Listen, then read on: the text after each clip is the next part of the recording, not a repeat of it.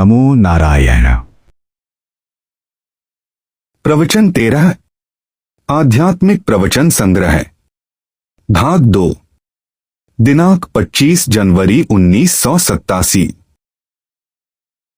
जैसा कुछ मनुष्य को आचरण करने का धर्म है वह 3 प्रकार का बताया गया है।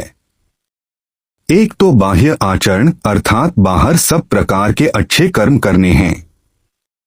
दूसरा अपने मन के अंदर ध्यान करना है और उस ध्यान के द्वारा अपने मन के अंदर काम, क्रोध, संशय इत्यादि कई प्रकार के विकारों को नाश करने के अनुकूल यत्न उत्पन्न करना और भी जो इस उत्तम धर्म के मार्ग पर चलने में शंकाएं इत्यादि हैं उनको दूर करना। तीसरा मन की शंकाओं का समाधान करने के लिए ज्ञान की आवश्यकता है, वह सत्य ज्ञान विवेक है। उस विवेक को ध्यान द्वारा उत्पन्न करना है। मनुष्यता के करने लायक धर्म यही है कि बाहर अच्छे कर्म, अंदर ध्यान और ध्यान द्वारा ज्ञान की उत्पत्ति। सारे शास्त्र कहते हैं कि ज्ञान बिना बंधन नहीं टलते। ऋते ज्ञानान न मुक्तिः। वेद ऐसा कहता है, ज्ञान के बिना मुक्ति नहीं होती। ज्ञान तो चाहिए ही, ज्ञान से ही मनुष्य अपने आप को संभाल सकता है और अपने को सही मार्ग पर चलाने के लिए प्रेरित तथा उत्साहित कर सकता है। नहीं तो प्रकृति का बंधन और प्रकृति के जोश और उसकी तरंगे इतनी भयंकर होती है और वे इतना बल रखती है कि किसी भी मनुष्य को वे सही मार्ग से विचलित कर सकती है। हमारे 6 शास्त्र है, 6 के अतिरिक्त बाहर के भी 6 है, परंतु 6 शास्त्र अपने वैदिक है। न्याय और वैशेषिक, पूर्व मीमांसा और उत्तर मीमांसा अर्थात वेदांत, सांख्य और योग। तो इनमें न्याय और मीमांसा 2 ऐसे हैं जो कि केवल अंदर धर्म निश्चय करने के लिए ही है। न्याय का तात्पर्य क्या है कि वह निर्णय जो कि बुद्धि युक्ति से युक्त विचार द्वारा करेगी, सोच करके करेगी, जो इसके हित के लिए होगा। अब यह ठीक है, उसमें कई प्रकार का न्याय और भी है। बाह्य न्याय भी है, जैसे कानून कायदे भी न्याय पर ही चलते हैं, परंतु ये सारा अंदर का है, अपनी अंतरात्मा का है। न्याय शास्त्र के समान एक दूसरा मीमांसा शास्त्र भी है। एक दिन दृष्टांत दिया था, 2 पक्ष खड़े होते हैं, एक तो जो प्राप्त होता है अर्थात जो कि सामने उपस्थित होता है, और दूसरा है जो कि न्याय करने पर सिद्ध होगा। जैसे 2 वादी और प्रतिवादी होते हैं। वादी अपनी कहता है, प्रतिवादी अपनी कहता है, परंतु बीच में बैठा हुआ न्यायकारी जो है, जिधर युक्ति ठीक होती है वह उसी के अनुसार निर्णय देता है। इसी प्रकार बुद्धि के अंदर भी 2 पक्ष उपस्थित होते हैं। एक तो प्रकृति का है, वह कहती है कि जैसे मैं बचपन से चली हूं मुझे उसी तरह चलने में सुख मालूम होता है। अब एक न्याय द्वारा अपने ज्ञान द्वारा विचार करके निर्णय किया जाएगा कि यह तो आदतों वाली बुद्धि कहती है तो थोड़ा इसमें भी सुख, परंतु ठीक क्या है? ठीक वह है जो अंतिम भला है, जो अंत में जाकर के हमारे हित के लिए हो, और वह अंतिम हित वही कहा जाएगा जो सदा बना रहे। ऐसा निश्चय करने वाला जो कुछ भी आपका विचार है या विचार का ताता है, इस सारे का नाम मीमांसा है। वेदों में अपने ढंग की मीमांसा है, परंतु मनुष्य को अपने कर्तव्यों का सही रूप से निश्चय करने के लिए अपने आप में इसी विचार रूपी मीमांसा को धारण करना है, अर्थात अपने कर्तव्यों के निश्चय करने में इसको वर्तना है। युक्ति और तर्क द्वारा ये निर्णय करना है कि सही रूप में मेरी भलाई किसमें है और क्या करने में है, क्योंकि स्वभाव से तो सब जीवों की प्रकृति तत्काल या थोड़े समय के सुख दुख दिखाकर अपने ही ढंग से धकेलती है, परंतु मनुष्य को युक्ति तर्क सहित विचार द्वारा अपने सही हित या अंतिम भलाई के लिए निर्णय करना है। अपने बारे में इसी मीमांसा को अपने अंदर बसाना है और इसी से ही अपने कर्तव्य का निश्चय करना है कि किस गलत कर्म को करने के लिए पक्षपातपूर्ण बुद्धि बता रही है। जैसे कोई नशा पीने वाला कहता है कि क्या करे जी, जब तक हम नशा नहीं पीते तब तक हमारे से कोई भी कर्म नहीं बनता। यह भी उसका न्याय या युक्ति है, अर्थात बिना सोचे समझे मनुष्य को अपने आदतों के रास्ते चलने के लिए प्रेरित करता है। यह इस प्रकार का निर्णय तो पक्षपात वाली बुद्धि का है जो कि सामने से उपस्थित हो रहा है, परंतु कल्याण के चाहने वाले मनुष्य को इस प्रकार से विचार करना है कि मेरी अंतिम भलाई किसमें है। अब ये विचार करना जो है वो न्यायकारी या जज का कार्य है कि भाई ठीक है, जैसे बुद्धि आदतों के अनुसार निर्णय कर रही है, निश्चय कर रही है, वह पक्षपात वाली बुद्धि है, परंतु यदि इसी के रास्ते चलेंगे तो कई प्रकार की बीमारियां और कई प्रकार की उलझने और इतना अनंत दुख होगा कि भोगा नहीं जाएगा। उस दुख को मैं दृष्टि में रखते हुए फिर जो पक्षपातपूर्ण बुद्धि है इसके निर्णय को ठुकरा दूं तो ये आपका मीमांसा या युक्तियुक्त विचार जो है आपके लिए निर्णय देगा। यदि उसके निर्णय के अनुसार अपने आप को उसी मार्ग पर चलने के लिए थोड़ा तंगी के साथ उसी के अनुसार प्रस्तुत हो गया और उसी के ढंग से अपने मन में कर्तव्य निश्चय किया तो समझो आप मीमांसा को मानने वाले हैं। यदि अपने अंदर की मीमांसा नहीं जगाई, निश्चय स्वयं नहीं किया, तो ये जो प्रकृति है पक्षपात करने वाली बुद्धि से युक्त है और पक्षपाती अंदर मन है और इंद्रियां, शरीर बचपन से इसके रास्ते से चल चुके हैं, तो इनसे बचना बड़ा कठिन है और मन के अंदर राग, द्वेष, मान, मोह इत्यादि यही सारे बंधन पैदा करते हैं और भी नाना प्रकार के भाव, जैसे कि मैं दूसरे के दुखदायी बर्ताव को कैसे सहन करूं, वह नहीं सहन करता तो मेरे से कैसे होगा। इन्हीं के सदृश नाना प्रकार के जो कुछ भी भाव विकार है ये सब मन के हैं और इंद्रियां जो हैं उसी के रास्ते खोज करने के लिए हर समय तनी ही रहती है। शरीर को उधर बहने की आदत पड़ी हुई है। इस प्रकार के यदि इन्हीं की अधीनता रहेगी तो कोई भी मनुष्य अपना अंतिम भला नहीं साध सकता। तो इसलिए यहाँ मीमांसा की जरूरत है कि बुद्धि को इतना चेतन करना है कि वह सही हित भी जाने। विचार करके विवेक करने का नाम मीमांसा है। जो भी मीमांसा होगी वह न्याय द्वारा ही होगी, अर्थात तर्क और युक्ति वाली बुद्धि से युक्त विचार करने से होगी। ये तीन शास्त्र जो है यही जोड़ा जोड़ा होने से 6 बनते हैं। न्याय और वैशेषिक एक जोड़ा, सांख्य और योग दूसरा जोड़ा, तीसरा ये पूर्व मीमांसा और उत्तर मीमांसा या वेदांत। तो ये जो अपने कर्तव्य का बोध कराते हैं इनमें 3 ही आते हैं, कर्मकांड, भक्तिकांड और तीसरा है ज्ञानकांड। कर्मकांड के अंदर वह सारा ही पहला आ जाएगा कि जो कर्म उचित ढंग से अपनी भलाई के लिए किया जाता है। योग मीमांसा में आपका वही आ जाएगा जो अपने अपने मन को एकत्रित करके ध्यान समाधि में लगाना है और उसके द्वारा सत्य को निश्चय करने के लिए चलना है। अब सबसे आखिरी आ गया वेदांत। तो वेदांत में 3 सत्य बताना है कि पहला जीव, दूसरा परमात्मा और तीसरा जीव परमात्मा में भेद करने वाली माया। अब इन तीनों को किस प्रकार से मनुष्य ने अपने व्यावहारिक जीवन अर्थात जो अपने काम आने वाला जीवन है उसमें लाना है।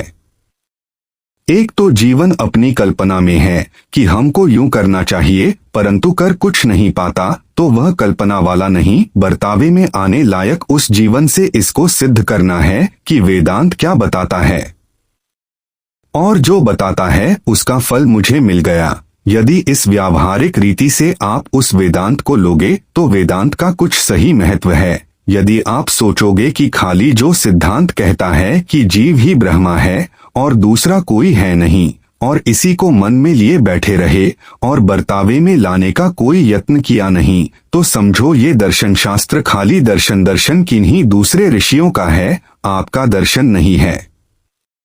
दर्शन का तात्पर्य है प्रत्यक्ष या साक्षात्कार करके सत्य आपने देख लिया, अपनी बुद्धि द्वारा आपने अनुभव से उसको प्रमाणित कर दिया। जब तक आप उसको प्रमाणित नहीं करेंगे तब तक दर्शन नहीं है। हमारे यहाँ ये 6 दर्शन हैं। ये प्रत्यक्ष रीति से मन में दिखने में आते हैं। यदि आपको प्रत्यक्ष वेदांतों का दर्शन हो गया कि जीव और ब्रह्मा क्या होते हैं और उसका फल अनंत सुख क्या होता है, तब तो समझो आपने अपने जीवन में उसको प्रमाणित कर दिया। अब इसको प्रमाणित करने के लिए बाकी सारे शास्त्र आपकी सहायता करेंगे। वह मीमांसा मैंने अपने ढंग से बताई, वह मन में उतरेगी और न्याय भी मन में उतरेगा। सारे प्रमाणों सहित अनुमान, प्रमाण इत्यादि सारे प्रमाण इसमें हैं। अब वह मनुष्य ने सादे जीवन में उतरने के लिए यत्न करना है। यही 3 में अभी तक आपको बताता आ रहा हूं कि बाहर अच्छा बर्ताव और मन के साथ जुड़ने का नाम ध्यान समाधि और इसके द्वारा विवेक से सत्य का निर्णय करना और उसका निर्णय करके कुछ न कुछ सीख करके अपने जीवन को उत्तम प्रकार से ढालते जाना। यदि यह दिनोंदिन चलता गया तो जब तक मनुष्य मरने तक पहुंचेगा तब तक वह जितना इनका फल है वह प्रत्यक्ष अपने अनुभव में लाकर ही संसार से विदा होगा। यदि किसी धर्म का फल प्रत्यक्ष उसकी दृष्टि में नहीं पड़ा, प्रत्यक्ष देखने में नहीं आया तो संशय में ही रहेगा। जो व्यक्ति अपनी बुद्धि को कर्म, भक्ति और ज्ञान इन 3 के रास्ते लेकर नहीं चला और अपने शरीर, इंद्रियों और मन को उसने नहीं साधा तो उसका मन या अंतःकरण शुद्ध तो होगा नहीं। उसके लिए ठीक है, वैसा ही सत्य रहेगा कि हाँ भाई ब्रह्मा है और जीव है। जीव अंत में मर करके ब्रह्मा हो जाएगा। यदि उसमें समझ लिया कि मैं ही वह हूं, परंतु मैं ही वह हूं, समझना खाली श्रद्धा से जो है वह ज्यादा बलयुक्त या समर्थ वाला नहीं है। जिसने अपने जीवन में प्रत्यक्ष परख लिया कि वह कौन सा अपना बल, शक्ति या सामर्थ्य रखता है जिससे वह जीवन का हिस्सा हो जाए, उसे परखने के लिए ही शास्त्र को एक ढंग से लेना पड़ेगा। जीवन का तात्पर्य है जैसे हम आज जीते हैं, कल जिएंगे, परसों जिएंगे और सारा जीवन निकालेंगे। जैसे साधारण मनुष्य का एक भौतिक जीवन बना हुआ है, इंद्रियां बाहर खुली है, जो उनको अच्छा लगता है उसके पीछे पड़ना, चाहे कितनी भी तंगी हो उनको प्राप्त कर ही लेना, उसके लिए सब प्रकार का बलिदान भी करना, मरने तक का कष्ट भी सहन करना, इसी प्रकार अपने मन को सुख देना जो कि बाहर मिलता है। यह भौतिक जीवन है, इसमें धन भी चाहिए, परिवार भी चाहिए, समुदाय भी चाहिए, ये सारी बाहर की चाहिए हैं। दूसरा जीवन क्या है कि सबसे न्यारा होते हुए भी अपने मन के अंदर इसी तरह से जीना कि किसी प्रकार भी खोटा कार्य न हो और जो कुछ सद्विचार युक्त बुद्धि हमारे अंतिम हित के लिए कहती है इसी ढंग से जीवन को ढालना, चाहे उसमें तंगी भी हो और भले उसमें बाहर का सुख भी त्याग करना पड़े और थोड़े दुख या क्लेश को भी तप के स्वरूप में धारण करना पड़े, तो इस रीति से यदि वह उस जीवन को चलाता जाएगा तो उसको प्रत्यक्ष ब्रह्मा की प्राप्ति या अनुभव भी होगा और अनंत सुख भी मिलेगा। जब अकेले अपने आप में आएगा तो आनंद में होगा। अब वह आनंद में क्यों नहीं है? उसका मन बाहर ही बिखरा हुआ है। इसको जीते जी अंदर के सुख का अनुभव कभी नहीं होगा। अब यदि ढीला ही जीवन रहे, बस इतना विश्वास कर लिया कि ठीक है, जो ब्रह्मा है, सच्चिदानंद रूप है, मेरे में तो कोई संकट है नहीं, यह इस ब्रह्मा में तो कोई संकट है नहीं, ये तो मन का है, यह तो बुद्धि का है। वे कहते हैं चलो ठीक है जी, और तो हमारे से कुछ बन नहीं पाता, क्योंकि वह भाग्य भी बड़ा प्रबल है, वह हमको छोड़ता नहीं है। इसलिए यह जीते जी तो मुक्ति हो नहीं सकती, मर करके मुक्ति हो जाएगी। तो अब ऐसा यह सिद्धांत चाहे अपने आप में कैसा भी है और पढ़ने या सुनने पर जैसा कुछ भी समझ में पड़े, परंतु धर्म के मार्ग पर चलने में ये बहुत ज्यादा सुंदर नहीं है। हिम्मती उद्योगी को ये भाव मन में रखना चाहिए कि वह अमुक मनुष्य तो स्वार्थ के कारण खोटा कर रहा है, मैंने स्वार्थ छोड़ दिया है, मैं स्वार्थ छोड़ने की तंगी सहन कर सकता हूँ, मेरे से खोटा नहीं होगा, इसके लिए देखता हूँ मन कितना तनता है। वह गलत बर्ताव करता है, आप सही बर्ताव रखते हैं। वह मन के अंदर दूसरों के सुख को सहन नहीं करता और उनके दुख में हंसता है, आप उसके सुख में सुखी होते हैं और दुख में दया भाव रखते हैं। ऐसी अवस्था में किसी का भी गुण तो देखते हैं, अवगुण नहीं देखते हैं। वे कई स्थानों पर कह गए 10 ही बल यदि आप अपने मन में उत्पन्न कर लेते हैं तो भावना में आप बड़े आराम से जी रहे हैं। वह जो पहले का जीव था संसार के मापदंड का और संसार में बर्तावे का, वह सारा आप धीरे धीरे उड़ाते जा रहे हैं, जैसे रेती से कोई लोहे को घिसते हैं। और इसी प्रकार से बाहर के स्वार्थ वाले जीव का या जीव भाव को, जिसके साथ पीछे व्याख्यानों में कहीं रागद्वेष से लेकर अविद्या तक सारे बंधन है, उसको आपने घिस घिस कर समाप्त कर दिया। फिर उसके स्थान पर भगवान का भक्त रूप से अपने आप को उत्पन्न किया। अब वह यदि आपके अंदर सिर से लेकर पैर तक उतर गया तो समझना कि प्रतिप्रसव पहले दोष वाले जीव भाव का विनाश इतना हो गया कि यहाँ जो विपरीत दुनिया कर रही है उसके मापदंड का हमारा कोई भी कर्म नहीं रहेगा। हमारा कर्म कौन सा रह गया? जो कि शास्त्र के मापदंड का है, जो कि भगवान के मार्ग का है। जैसा कि उन्होंने आदेश दिया था उसी के ढंग का आपका सारा जीवन चलेगा। वह क्या है? बाहर किसी से उलझेगा नहीं, क्योंकि आपने ध्यान के बल से इनको समझकर राग द्वेष आदि बंधनों को अनर्थकारी समझकर त्याग दिया, जिससे यह प्रकृति शक्ति सब मनुष्यों के अंदर तनाव पैदा करके खोटे रास्ते पर चलाती है। वह आपने अपने अंदर देख लिया।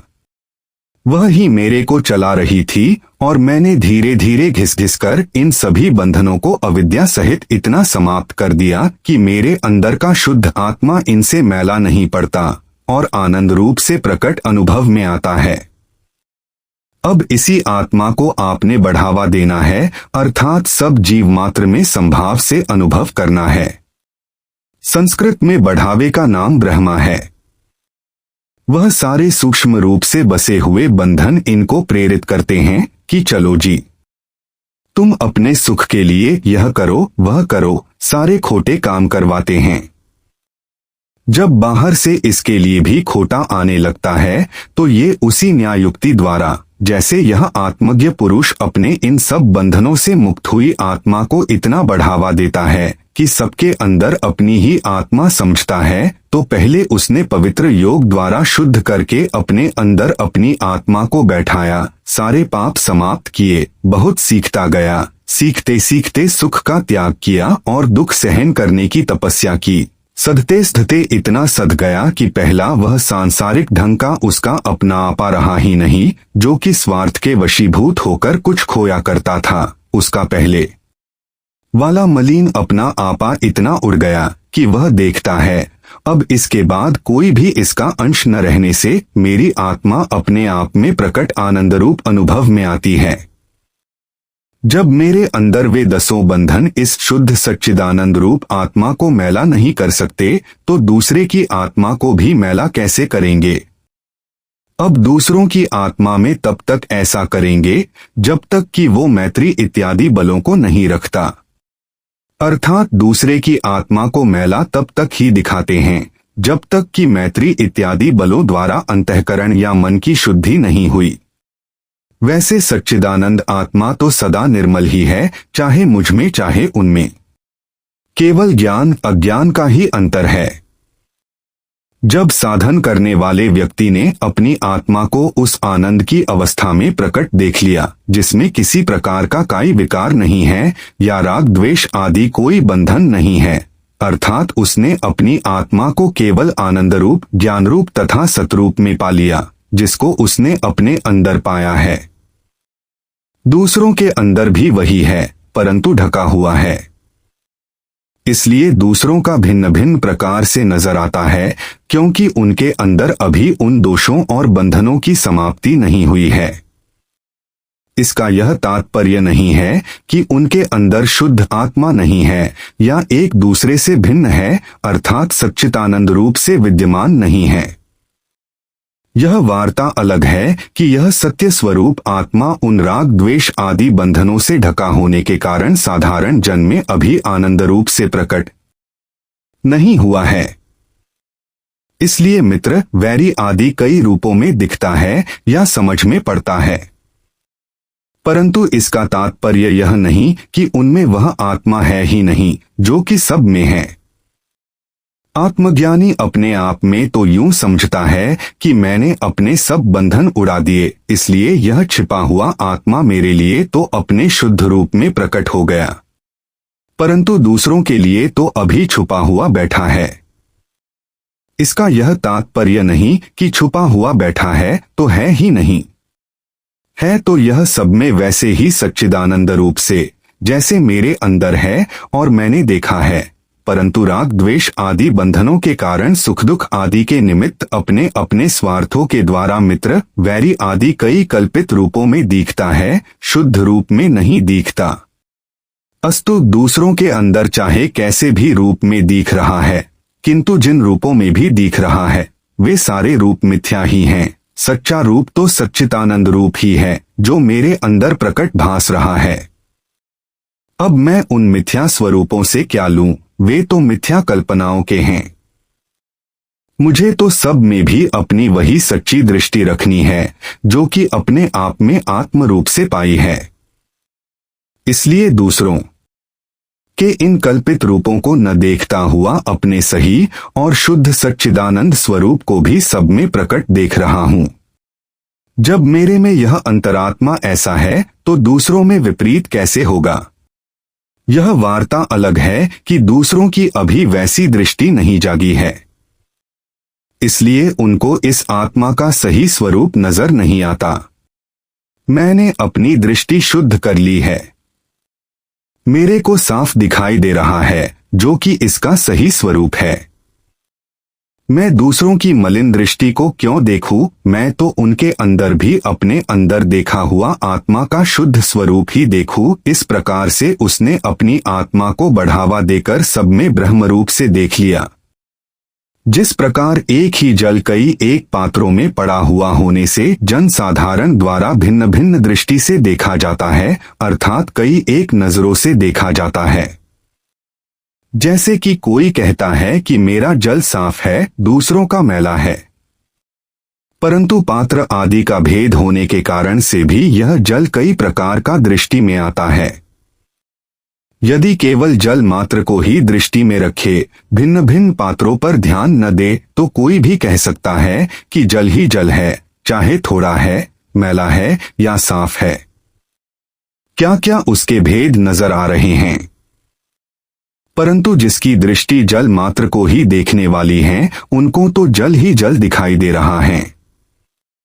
इसी प्रकार जिसकी शुद्ध सच्चिदानंद रूप आत्मा पर दृष्टि है उसको मित्र वैरी कामी क्रोधी आदि कोई भी नजर नहीं आता, उसको तो सब में सच्चिदानंद आत्मा ही दृष्टि में आता है। इसी आत्मा को सब में बैठाना है और उसी की दृष्टि रख करके सब बंधनों से मुक्त होकर अपनी आत्मा का आनंद अनुभव करना है। संसार में अकेले तो कोई जीता नहीं, जीना तो दूसरों के साथ ही पड़ेगा। उधर से तरंगे आएगी, आप पर भी उसका कुछ न कुछ प्रभाव पड़ेगा। अब दूसरों के आए हुए विपरीत प्रभावों को अपने सद्भावों द्वारा विफल बनाना है। आपने इन भावों से विफल ऐसे बनाना है कि मुर्दा जीवन रख नहीं सकते, शून्य मन रख नहीं सकते। जड़ मन से तो संसार में जिया कैसे जाएगा, और पहले ढंग से आपने चलना नहीं है तो क्या करेंगे। दरवाजा बंद करके बैठे रहेंगे या किस गुफा में बैठेंगे। नहीं उन्हीं में रहना और भाव उन्हीं में रखना, कैसे भाव रखने। मैत्री भाव जैसे परिवार में या संसार में जीवन मैत्री पर चलता है। यदि घर के जीवन में भी मैत्री नहीं है तो घर वाले आराम से रह नहीं सकते। हर एक के सुख में भी आपको सुखी होना पड़ता है, इसी का नाम मैत्री है। इसी तरह परिवार का, इसी तरह किसी भी समुदाय का कोई भी जीवन हो, उसमें आपको दूसरों के सुख में सुखी होना पड़ता है। ठीक है, जिनके साथ अपना स्वार्थ जुड़ा हुआ है उनके सुख में तो सब सुखी होते हैं, अर्थात स्वार्थ के लिए तो सुख में सुखी सब होते हैं। उसी के लिए एक समुदाय बन जाता है और उसी के लिए एक परिवार बनता है, उसी के लिए मित्र आदि सारे होते हैं। आत्मज्ञानी पुरुष को तो यह भाव रखना है कि मैं उस स्वार्थ के लिए नहीं कि वह जो मेरे को अच्छा लगता है वह मेरा है। मेरे लिए सब जो कोई है, किसी का भी सुख है, उसके लिए मेरी मैत्री है।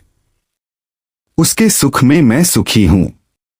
किसी का भी दुख हो तो उसमें मैं दयावान हूँ, और जो भगवान का या परमात्मा की पहुँच का मार्ग अपनाता है उसके अंदर इस प्रकार का भाव होना चाहिए कि किसी की भी कोई अच्छाई या उसका गुण है उसके लिए मेरी प्रसन्नता है या प्रशंसा है। यह नहीं कि मेरा बच्चा जो है उसके अच्छे काम पर तो खुश होता हूँ परंतु दूसरों के बच्चों की अच्छाई नहीं दिखती।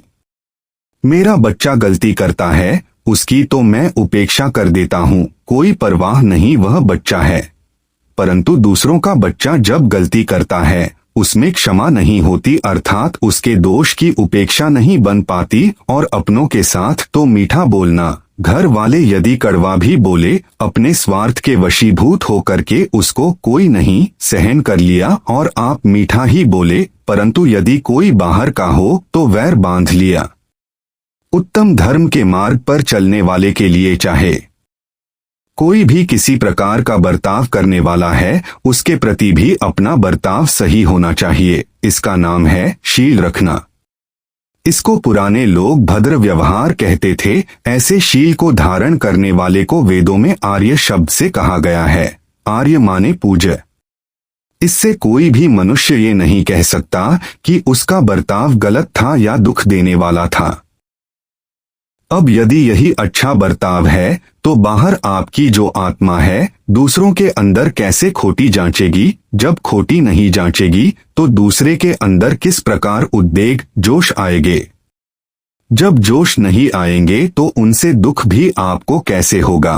और आपको जैसे अपनी आत्मा से सुख मिलता है उनकी आत्मा से कम आपको दुख नहीं मिलेगा। बस हो गया, आपका ब्रह्य व्यापक हो गया। आपको बाहर से शंका नहीं होगी, भय नहीं होगा, व्यर्थ में कर्तव्यों के लिए सोचना नहीं पड़ेगा कि क्या करना चाहिए। बस यह जब नहीं है तो मन मुक्त है। मुक्त मन है तो जैसे नींद में सुख मिलता है ऐसे ही जागते जागते भी मिलेगा। ये मुक्ति का सुख होता है। परंतु है कब?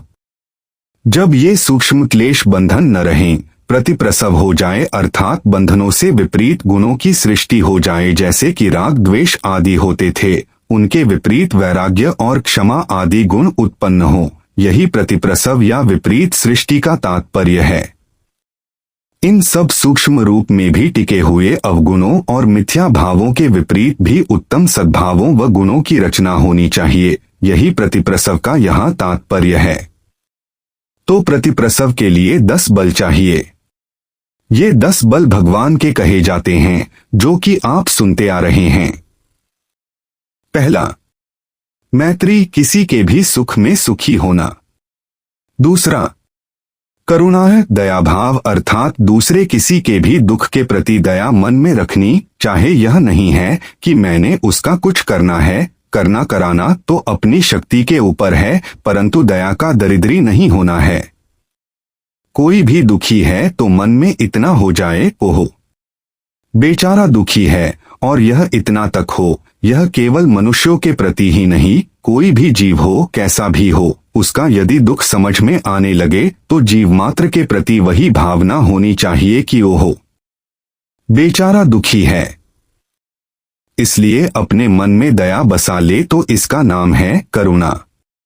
तीसरा, मुदिता, मनुष्य प्रकृति से बंधा हुआ होने से, स्वार्थ का दास होने से जो कुछ भी करता है उससे व्यवहार भी उसके ठीक नहीं है। देखना सुनना मन के अनुसार जैसी जैसी उसकी चेष्टाएं हैं वे सारी शायद आपको दुख दें, तो उस अवस्था में दुख कहेगा यह अपराधी है और यह दुष्ट है।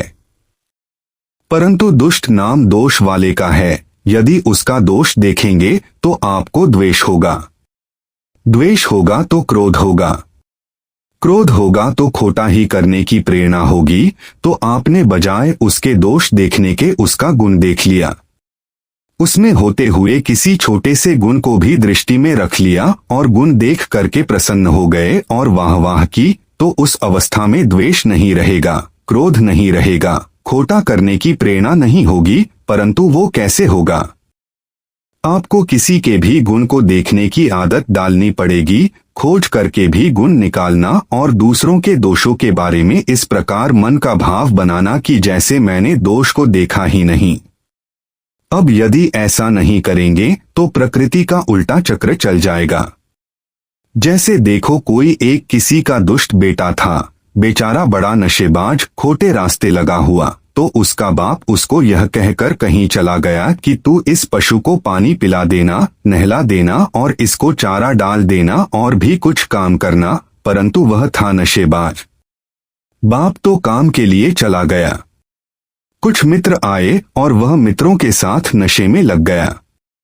जो कार्य करना था उसका उसको ध्यान ही नहीं रहा। बेचारा भूखा जानवर खूंटे पर ही बंधा खड़ा रहा। जब दोपहर को उसका पिता आया तो उसने देखा कि उसका पशु ज्यों का त्यों खड़ा है और बच्चा जो है अर्थात उसका पुत्र, वह अपने मित्रों के साथ नशा करने में ही लगा हुआ है। ऐसा देखने पर उसके पिता को क्रोध आया।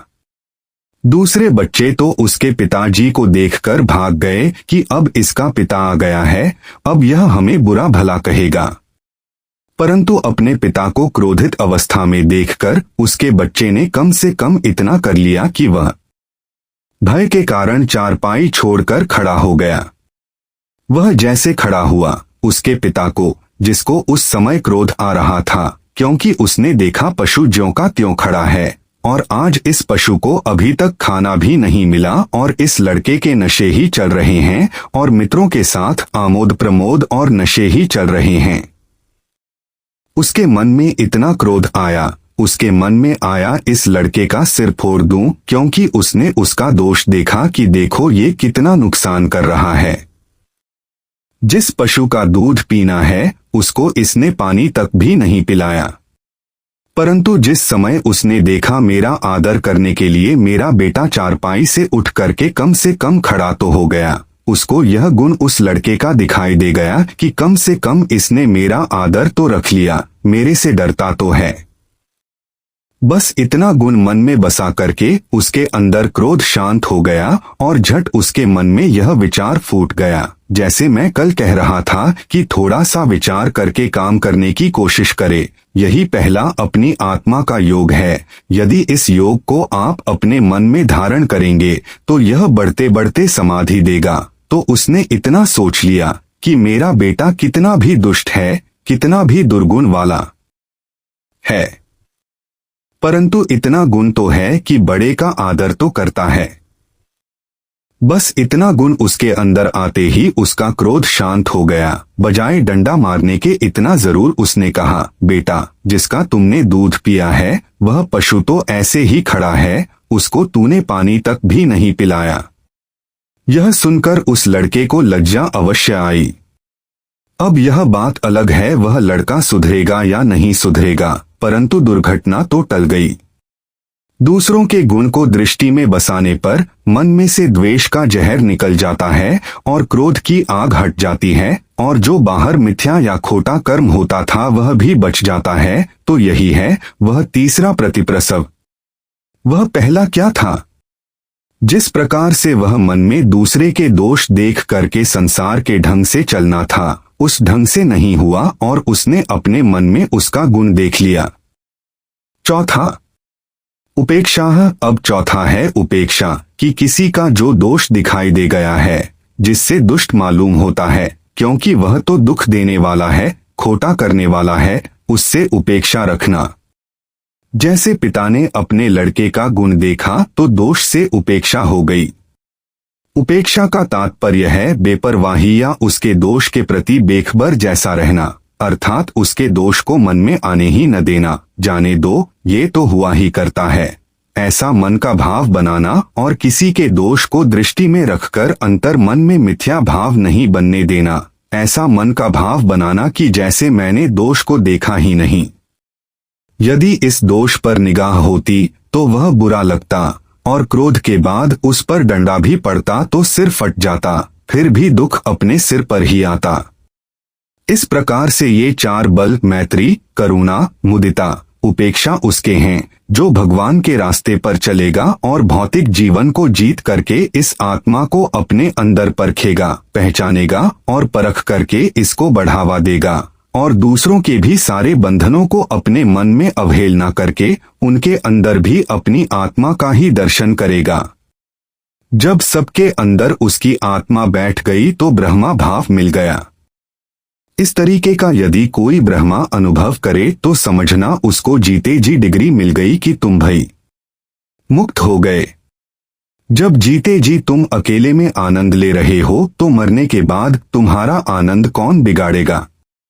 परंतु यदि जीवन काल में यह नहीं हो सका, वे पुराने संस्कार आ गए, पुरानी प्रकृति आ गई, वही जो योग दर्शन में कहा है कि सूक्ष्म क्लेश बसे रहे और सूक्ष्म सारी वृत्तियां अपनी ही तरंगे मन में चलाती रहीं, तो उस दशा में पराधीन हुआ मनुष्य कुछ भी अच्छा नहीं कर सकेगा।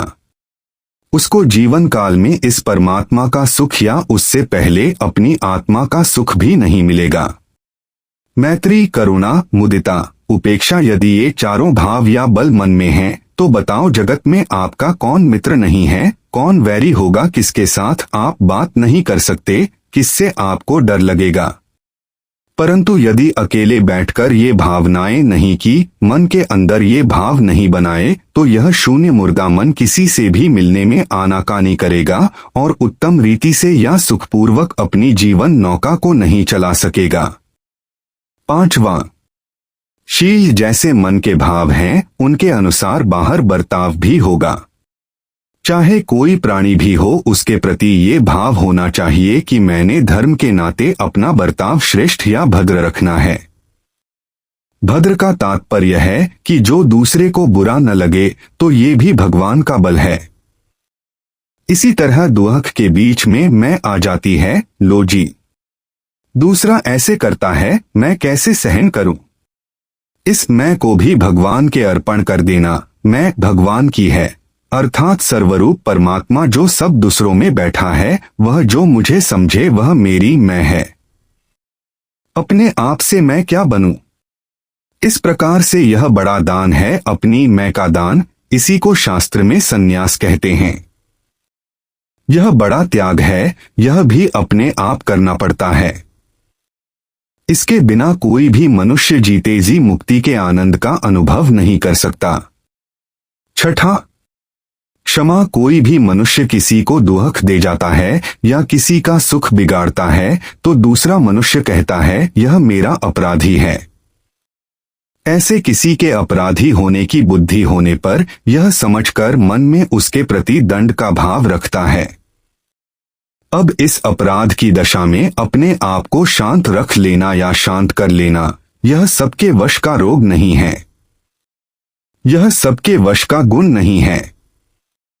यदि आपके मन में किसी के प्रति भी दंड का भाव नहीं है तो आपके मन में क्षमा का भाव समझा जाएगा। ठीक है भाई, जो हो गया सो हो गया, मैं क्षमा रखूं। इस प्रकार मन को शांत करे और यह समझना कोई नहीं वह बुरा कर रहा है, किसी से बंधा हुआ कर रहा है। उस बेचारे के अंदर इतना बल नहीं है कि वह अपने अंदर की मिथ्या तरंगों को हटा सके, परंतु मुझे तो शास्त्र का संस्कार है। मैंने सुना है, पढ़ा है और मैंने समझा है कि सहन शक्ति का क्षमा का फल उत्तम है। मैं तो इसी को बसाऊंगा। 7वां, दाना। मुझे संसार के रास्ते तो चलना नहीं, मुझे तो धर्म के रास्ते चलना है। तो ऐसी रीति से यदि आपने अपनी मैं को त्याग दिया तो ये महादान हो गया। तो ये 7 बल भगवान के हो गए थोड़ी थोड़ी मात्रा में। आपके अंदर जितनी मात्रा में ये आएंगे उतनी ही मात्रा में आपका बाहरी जीवन सफल होगा, शांत होगा और संसार से भय भी नहीं लगेगा। भय का स्वरूप क्या है?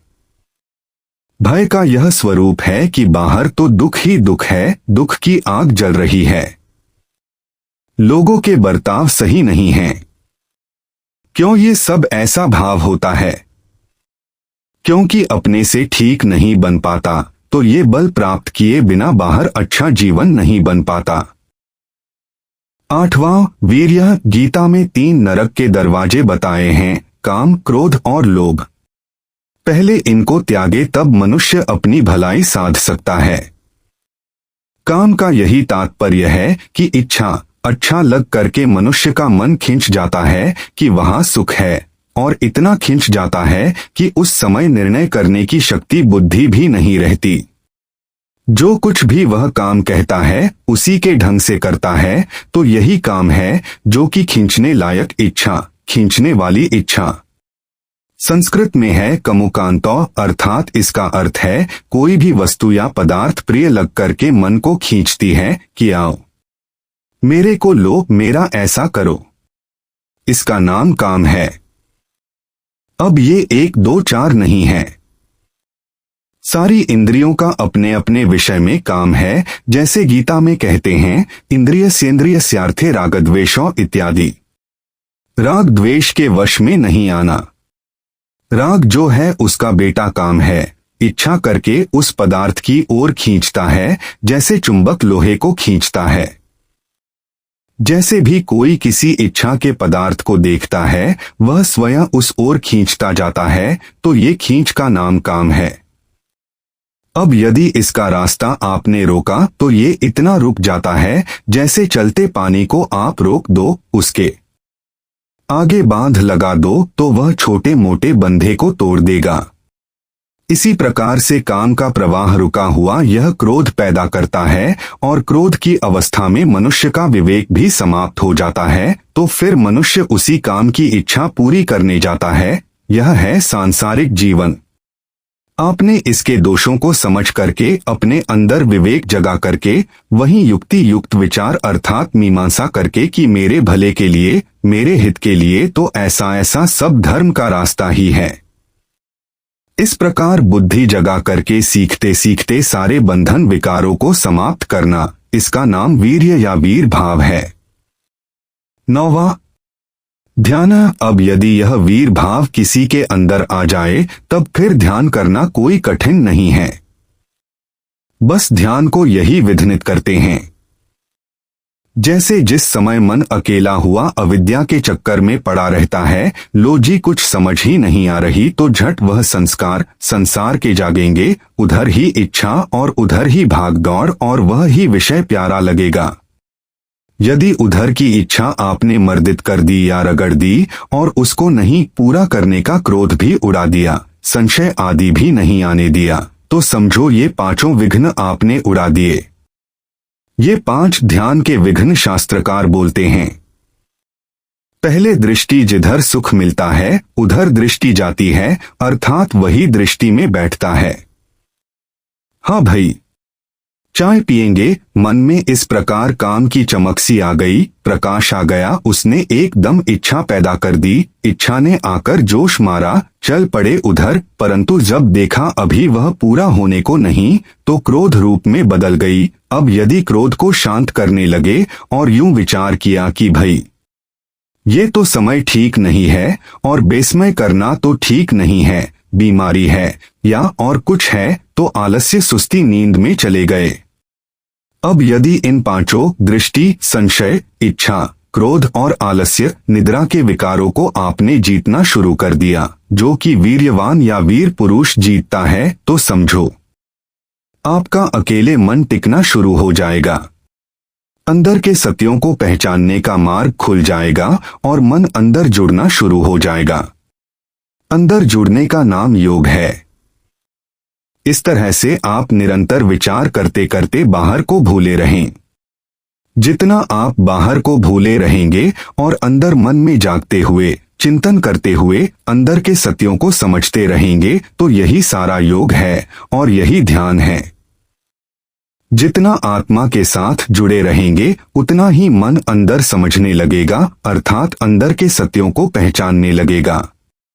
यह सब काम, क्रोध आदि विकार और राग द्वेष आदि बंधन जो कि मन में बहते रहते हैं, वे सब प्रकट दिखने लग जाएंगे और उनकी खोटी लीला भी पहचानने में आएगी। फिर इनको नष्ट करने के लिए प्रेरणा और उत्साह भी जागेगा और अंत में इनको दृष्टि में रखते हुए तथा इनके बने रहने के दुख को झेलते झेलते इनकी समाप्ति को भी उत्तम साधक पुरुष देख लेगा और इन सब के विदा होते ही अंदर की शांति प्रकट अनुभव में आएगी और जितना आत्मा के साथ नहीं जुड़ेंगे तो मन बाहर समझेगा। समझे बिना तो रह नहीं सकता, क्योंकि अविद्या में यह रहता नहीं है। अर्थात यहाँ मन को कोई ज्ञान नहीं होता। उस अवस्था में ये आनंद में नहीं होता। इसे अपने न होने या न बने रहने की शंका हो जाती है कि जैसे मेरा विनाश ही हो गया, मैं उजड़ ही गया। इसलिए ऐसी अविद्या की अवस्था में मन दुखी सा होकर के किसी भी संसार के संस्कार को जगा करके ज्ञान पाता है और उन संस्कारों द्वारा फिर वही काम आदि की सृष्टि में विचरने लगता है और उससे अपने बने रहने का अनुभव कर लेता है। इन्हीं सब मिथ्या संस्कारों को रोकने के लिए अपने अंदर की समझ जगाते गए। बस यही अंदर जुड़े जुड़े का नाम योग हो जाएगा। जैसे बच्चा पहले बाहर संसार में जुड़ा तो देखो उसको कितना ज्ञान हुआ। सारे संसार का, पृथ्वी के दूसरे सिरे तक का ज्ञान हुआ। ये तो इंद्रियों और मन द्वारा संसार की सारी चीजों का पता लगा कि क्या चीज कैसी है, कौन वैरी, कौन मित्र, कौन दुख देने वाला, कौन सुख देने वाला, क्या करने से क्या मिलेगा।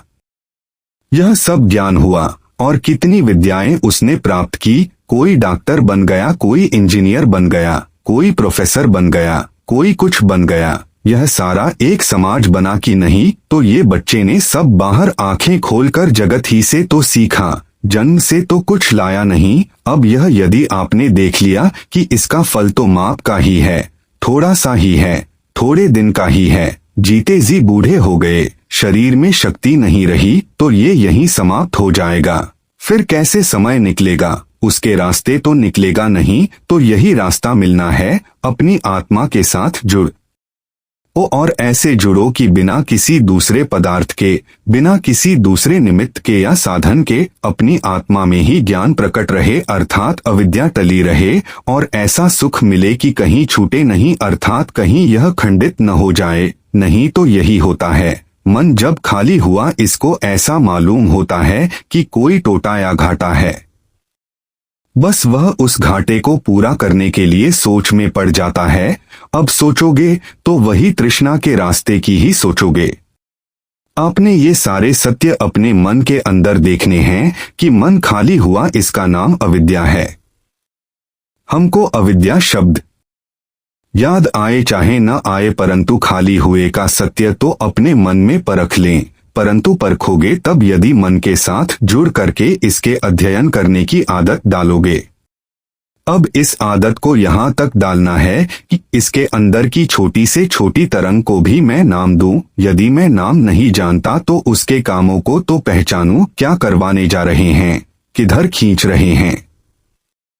बस खाली मन झट फिर वही याद करता है जहां इसको सुख मिलता है। सुख इसको बाहर मिला है तो बाहर के पदार्थ की याद करेगा। यदि वह बीमारी के कारण से या समय निकल जाने के कारण से वश का नहीं रहा तो आलस सुस्ती में पड़कर नींद की तरफ जाता है। ये भी सत्य पता लगे तो मैं इन दोनों अवस्थाओं को पहचानूं कि किस अवस्था में टिकता है। यह दुख मानेगा, अच्छा इस दुख को देखने का मैंने व्रत ले लिया। अब यदि दुख का व्रत लेकर के किसी ने अंदर ही अंदर समय बिताना शुरू कर दिया तो अब वो चेतन रूप भगवान चेत जाएगा, इतना चेत जाएगा कि दुख को बिल्कुल नहीं रहने देगा और फिर उस दुख के बीच में सुख पैदा कर देगा। यह खुजली के दुख से कई बार मैंने बताया है। अब ये सुख यदि आपकी अंतरात्मा में मिल गया तो चाहे आप कितने भी बुढ़े हो गए उसको कौन आपसे छीनेगा, और चाहे अनंत करोड़ों वर्षों तक जीते रहो। इस आत्मा में आपने पहचान लिया कि जगत में असली तृष्णा आपकी समाप्त हो गई, इससे मुक्ति मिल गई। इससे जगत के बारे में भी आपको क्या दुख होगा कि मर जाएंगे तो ये जगत छूट जाएगा। क्या छूटेगा, वह तो जीते जी आपने छोड़कर देख लिया। यदि यह सत्य आपने अपनी आत्मा से जीवन काल में परख लिया और फिर यदि संसार में जी करके भी देख लिया तो फिर आपको कोई घाटा भी नहीं और कोई टोटा भी नहीं। परंतु जब तक यह नहीं मिलेगा तब तक समझना कि घाटे या टोटे का ही जीवन है। अर्थात अपनी संतुष्टि के लिए अपने में कुछ खोया हुआ सा या न रहता हुआ सा प्रतीत हो रहा है, जिसके बिना मन अपने आप में आनंद नहीं मान रहा और फिर जो कुछ भी होगा वे बाहर की आदतें ही चलाएंगी। बस कोई पूरा हो गया तो वाह वाह है, नहीं पूरा हुआ तो क्रोध भी आएगा। क्रोध में आप गलत कार्य भी कर जाओगे, फिर पीछे पछताओगे। ध्यान लगेगा नहीं और अंदर के सत्य छिपे ही रहेंगे। जब अंदर के सत्य पता नहीं लगेंगे तो फिर ये सादी ऊपर के स्तर की संतुष्टि में ही टिके रहेंगे। इसी को पाना चाहोगे कि ठीक है जी, परमात्मा है, उसी का स्मरण कर लो या किसी सत्संग में बैठ जाओ अथवा किसी कीर्तन में ही समय बिताओ इत्यादि इत्यादि। 10वां, प्रज्ञा मनुष्य को उत्तम फल की प्राप्ति तो इस प्रकार से होगी कि वह अपने जीवन को साधे, 10 बल अपनाए, अपने विकारों को दूर करके ध्यान की आदत डालें। बाहर अच्छा जीवन, अंदर ये ध्यान, और ध्यान द्वारा सत्यों को परख करके प्रतिदिन सीखता जाए। सीखते सीखते ये भाव उसके मन में प्रकट हो कि जो मैंने सीखना था सीख लिया, अंतरात्मा मिल गई, आनंद मिल गया बिना बाहर के निमित्त का और बिना किसी साधन का, सदा बना रहने वाला, और वहाँ कोई दुख नहीं। तो ऐसे आत्मज्ञानी के मन में इस प्रकार का भाव बनता है कि अब मुझे किसी प्रकार की चिंता नहीं, कोई भय नहीं। उस मनुष्य को भय था जो कि केवल बाहर के या संसार के साधनों द्वारा ही सुखी होना चाहता था। इसलिए थोड़ा संसार के बंधनों या क्लेशों से विपरीत उत्तम गुणों की सृष्टि अपने मन में उपजाकर जीवन बिताने का अभ्यास करे। अपनी आत्मा के फल की इच्छा रखने वाला तो इस तरह करे, प्रतिप्रसव करे, जैसे योग दर्शन में कहता है। प्रतिप्रसव है या सूक्ष्मा, वह जो सूक्ष्म क्लेश हैं उनको मन में पहचानना, उनसे विपरीत गुणों तथा बलों की सृष्टि उत्पन्न करना। जब किसी न किसी का खोटा करना ही नहीं तो उसको भय किसका? भाव यदि अंदर खोटा करने का है तो भय कभी भी नहीं निकल सकता। तो यह व्यापक ब्रह्मा तब भय रूप से प्रतीत होता है यदि अपने स्वार्थ के कारण से कोई उल्टा करने जा रहा है और उल्टा करने की सोच रखी है। जब उल्टा करते ही नहीं और न उल्टा करने की सोचते हैं तो यह व्यापक ब्रह्मा उसके लिए निर्भय है और उसको अभय का ध्यान देगा। अपनी आत्मा में उसको शांति मिल गई तो बस यह जीना भी ठीक है और मुक्ति के साथ। इतना तक मनुष्य को साधना करनी पड़ती है।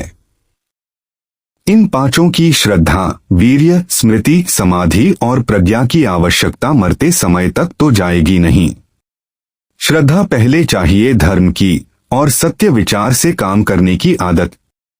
अभी बच्चा इस संसार में जुड़ा हुआ है, जब आप वहां से उखाड़ करके अपनी अंतरात्मा में जुड़ोगे और थोड़ा सोच करके काम करने की आदत डालोगे तो अब ये जुड़ना इतना बढ़ता जाएगा कि अंदर ही अंदर मीमांसा को उपजाएगा। आचरण करने के लिए उचित क्या है, इस सब की खोज करेगा। थोड़ी नींद को जीतेगा, थोड़ा मिथ्या आदत के सुखों को त्यागेगा, सत्य को समझता जाएगा, सीखता जाएगा कि संसार के प्राणियों में किस प्रकार रहना या बसना मेरी शांति के अनुकूल है। जिन गुणों तथा आध्यात्मिक बलों की आवश्यकता है उन सबको अपने ध्यान में समझकर उपजाता जाएगा और सीखते सीखते यहाँ तक सीखेगा और उसके अनुसार चलेगा कि अंत में अपनी अंतरात्मा में परमानंद की प्राप्ति हो जाए और इसी आत्मा को बढ़ावा देकर के सर्वव्यापक अपनी आत्मा ब्रह्मा रूप से पहचान ले। यहाँ तक वह सीखेगा। अब ये सारा करने की आवश्यकता है। यही सारे धर्म का सार है कि पहले थोड़ा योग द्वारा श्रद्धा, स्मृति, वीर्य, ध्यान, समाधि और प्रज्ञा, फिर बाहर जीवन को निर्भय बनाने के लिए मैत्री, करुणा, मुदिता, उपेक्षा, क्षमा, दान, शील, वीर्य, ध्यान और प्रज्ञा माने सत्य का ज्ञान है। ये 10 बल अपनाने हैं और इन्हीं 10 बलों की प्रथम भक्ति करनी है और इन 10 बलों के साथ जो जीवन बाहर संसार में भी होगा वह साधारण जन के जीवन से भी अति उत्तम दिखेगा। जितना मुक्ति के सुख का आकर्षण है उसी के समान ही इस जीवन का भी आकर्षण है, क्योंकि चिंता, भय आदि सब विकारों से रहित इसी जीवन में जन साधारण का आदर भी वह पाएगा। ऐसे जीवन का भी आकर्षण है। इस जीवन को पाकर कई साधक तो मुक्ति की भी इच्छा नहीं रखते। इस प्रकार से रहते रहते यदि मनुष्य अपने बंधनों को पहचानने लग जाए, जो कि दृष्टि, संशय, शीलव्रत, परामर्श अर्थात नाना प्रकार के कर्तव्य संबंधी विचार, राग, द्वेष, रूप राग, अरूप राग अर्थात नाम रूप की प्रीति, मान, मोह और अविद्या हैं। यदि ये 10 बंधन अपने अंदर पहचानने में आने लग गए और इनका अंदर ही अंदर त्याग करने लग गए, जहां तक ये सूक्ष्म अवस्था में छुपे हुए हैं, वहां तक भी इनको ध्यान द्वारा पहचान कर इनका त्याग कर दे तो बाहर के जीवन में भी कहीं भी क्लेश नहीं है। अब यह सारा करने का है। जितने दिन पीछे बोला गया उसका सार आज मैंने बता दिया। अब कितना कुछ मैंने करना है। ये मुख्य 3 ही धर्म के अंग है। बाहर अच्छा बर्ताव, मन ध्यान के योग्य और ज्ञान द्वारा सत्यों को समझना अर्थात यथार्थ सत्यों का ज्ञान प्रकट होने तक इसको बढ़ाना और इसी जीवन को साधते साधते यहाँ तक साध लेना कि अंत में अपनी आत्मा में आनंद पूर्वक टिकाव मिल जाए। फिर मनुष्य को यह हो जाएगा कि बस करना था सो कर लिया, जो जानना था सो जान लिया और जो पाना था सो पा लिया। अब मुझे किसी की दास्ता नहीं और किसी का भय नहीं और करना कुछ शेष भी नहीं रहा। यही सारे कहने का सार या निचोड़ है।